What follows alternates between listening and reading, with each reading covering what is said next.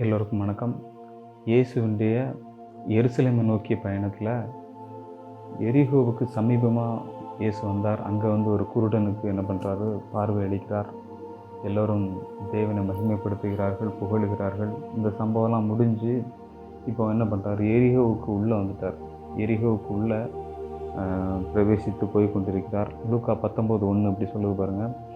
அவர் எரிகோவில் பிரவேசித்து அதன் வழியாய் நடந்து போகையில் பாருங்கள், இயேசு எரிகோவுக்கு உள்ளே நடந்து போயிட்டு இருக்கிறார். எரிகோவை பற்றி நம்ம பார்க்கணும் அப்படின்னு சொன்னால், எரிகோ ஒரு பழமையான ஒரு நகரம். திக் டிஃபென்சிவ் வால்ஸ். எரிகோவுடைய மதில் நம்ம பழைய ஏற்பாட்டில் நம்ம பார்த்துருக்கோம் பாருங்கள்.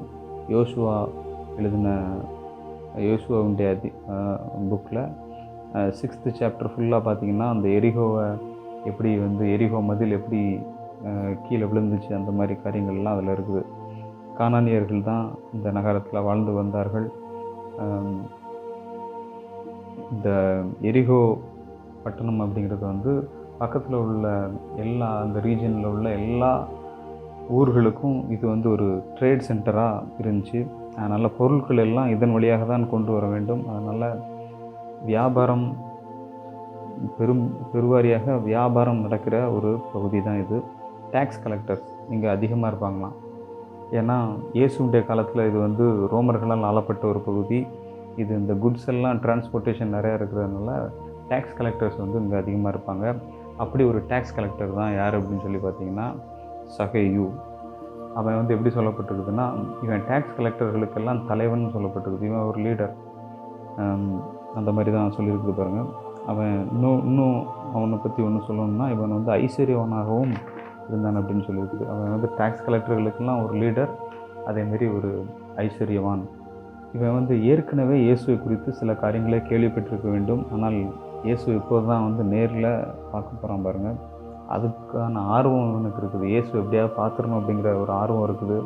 அதனால் என்ன பண்ணுறான், ஜனக்கூட்டத்தில் இயேசு அவனால் பார்க்க முடியல. ஏன்னா இவன் ரொம்ப குள்ளமான ஆள். அதனால் ஜனக்கூட்டத்தில் இயேசுவை பார்க்க முடியல.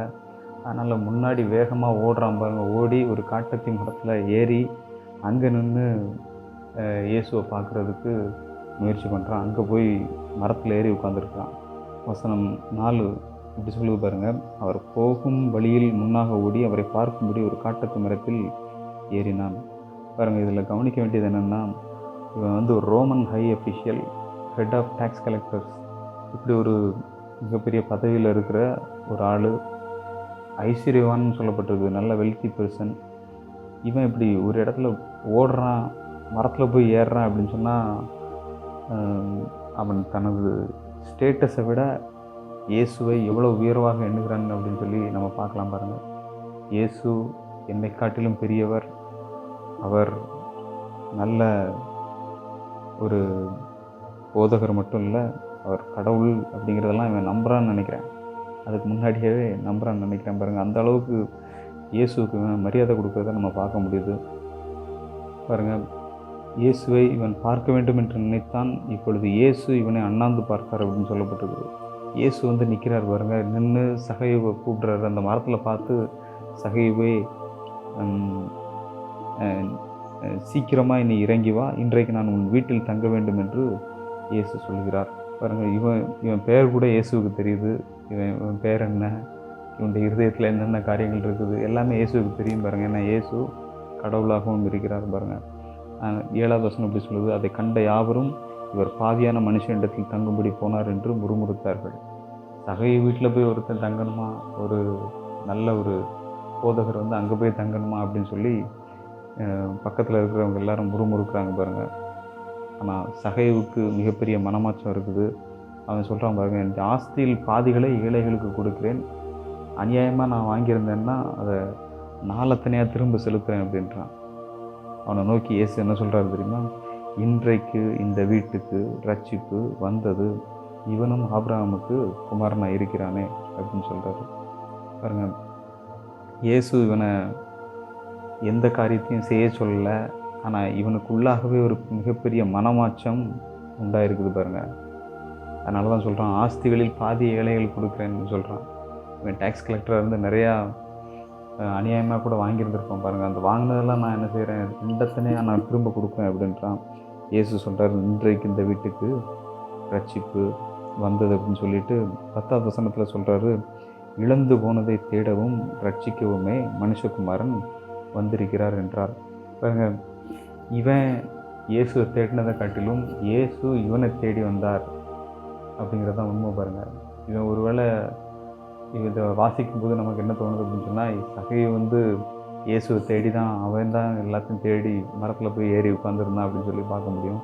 ஆனால் அவனுக்கு முன்பாகவே இயேசு இந்த ஊரில் பிரவேசிக்கும் போது இவனை நினைத்து விட்டார், இவனை ரட்சிக்க வேண்டும் என்று முடிவெடுத்து விட்டார். அதனால தான் அவன் வீட்டுக்கெலாம் போகிறார் பாருங்க.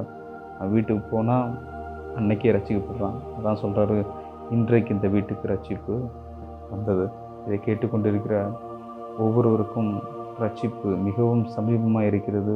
அது இந்த நொடி கூட இருக்குது பாருங்கள். உங்களுக்கு இது வரைக்கும் உங்களுக்கு இயேசுவை பற்றி தெரியல அப்படின்னு சொன்னால், இந்த டைமில் இயேசுவை நீங்கள் அலையுங்கள்.